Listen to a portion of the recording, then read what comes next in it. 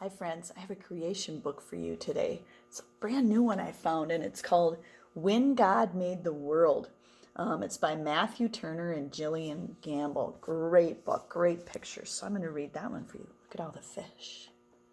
They cool. In the very beginning, before anything was, before God started doing what it is God does, when all that existed was wide open space, God imagined a universe and began to create. God hung trillions of lights, stars big and stars bright. God turned the dark sky into a glorious sight. God put planets in places, with moons in some cases, and galaxies that reach the outermost spaces. God made comets that fly with tails through the sky, and asteroids and meteors that sometimes zoom by. And with cosmic explosions, God set space in motion, causing planets to orbit their suns with devotion. And somewhere amid all the swirling light, inside a cluster of milky white, among stars and planets and cosmic dust, God made a place for the story of us. When God made the world, God displayed heaven's glory for you and for me and for all the world's stories. Look at his little monkey he sleeps with and his little bear. You'll see them throughout the story. Our planet, God made a blue and green sphere and designed it to orbit the sun once a year. God made daytime and nighttime, climates and seasons, and all kinds of weather that varies by region. God made continents and oceans, islands and seas, a north and south pole that got put in deep freeze. God carved rivers and brooks, mountains and caves, made beaches with sand and huge crashing waves. God made tropics and plateaus, glaciers and meadows, marshes and tundras, and erupting volcanoes. God made some places high, with peaks in the sky, and places where snowflakes still fall in July. And in quite a few spots, God made it so hot, should you visit, just know that you must drink a lot. God made valleys so low and geysers that blow, and under Earth's surface, God put well springs that flow.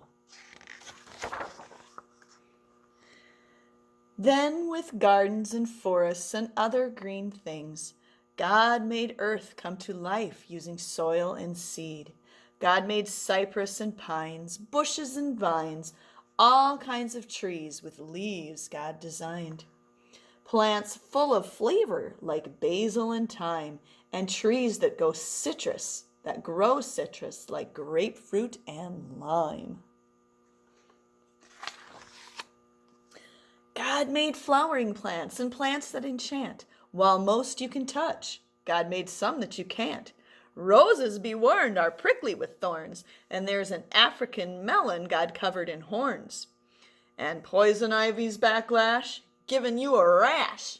Wherever it touches, you'll itch and you'll scratch. But don't let that stop you. Run barefoot through the grass. Pick a flower or two, or a bouquet, perhaps. Find a tree you can climb, or with a seat and some twine, build your very own swing, or a backyard zip line. And when you eat grapes, or pour syrup on crepes, or into a forest you go to escape, give thanks to God for all that God made, for the fruit and the syrup, for the trees and the shade. 'Cause when God made the world, God did all that God could to create every detail for our joy and our good. Now, what happened next is a mystery at best, but God made a bird, and that bird made a nest. So God filled the sky, perhaps over time, with birds, and most learned how to fly. God made bluebirds and blackbirds and big birds and small birds and a few birds quite absurd, and the loudest birds you've ever heard. Crows crowed, doves cooed, chickens clucked, owls hooed, robins chirped, pheasants whirred. The world got noisy when God made the birds. Then the oceans God filled with sharks and fish and krill, creatures God made with fins and with gills, swordfish and trout, fish sleek and fish stout, and whales that God made to breathe through a spout.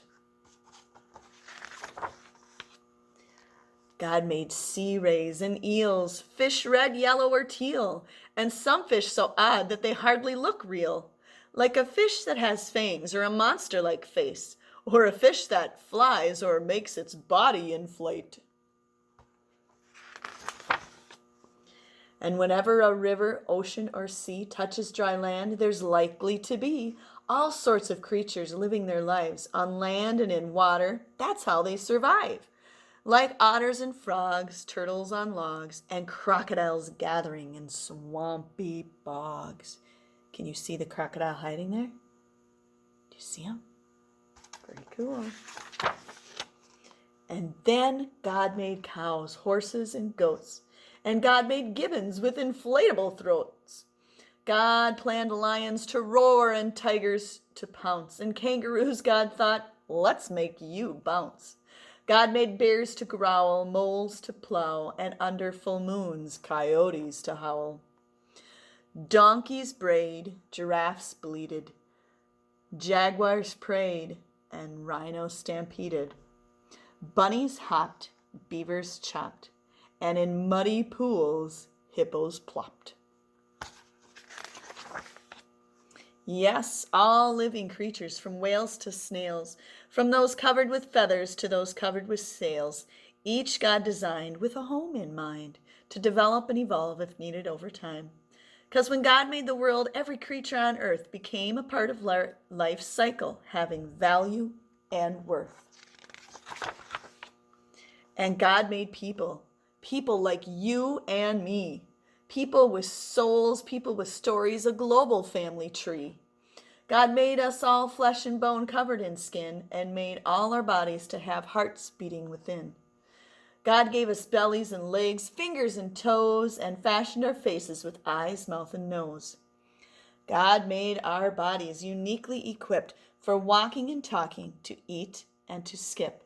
God wired our brains to feel love and feel pain, to process and learn, to read and retain. But despite all we share, we're also unique. God made us all human with just a few tweaks. Each of us, our faces, bodies, and traits, our skin tones and features, God did create. God made some people shy and some people loud, and some who thrive in the midst of a crowd. Some make music, some like math, and some are prone to blaze their own path. But always remember, because this much is true, God had a purpose for making you.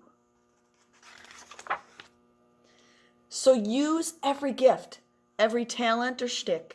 Make the world better with your God-given trick. Bring smiles to faces. Show love and good graces to those who need hope in all different places. Discover a star, a planet, or moon. Or help keep a forest from dying too soon. Save a whale, hug a tree, protect every bee. Recycle, repurpose, reject apathy. Because all of creation whispers God's story. The mountain, the ocean, the blue morning glory, the raindrops, the sunshine, the grapes and the grapevine. With nature, God gives us a glimpse of divine. And just like a star might showcase God's light, or a waterfall give us a sign of God's might, the same could be said of you and me. How we live, how we love, tells God's story too.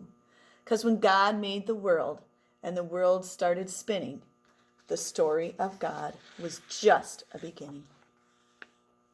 And there's our fish again.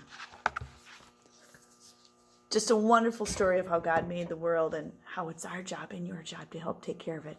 Hope you enjoyed it.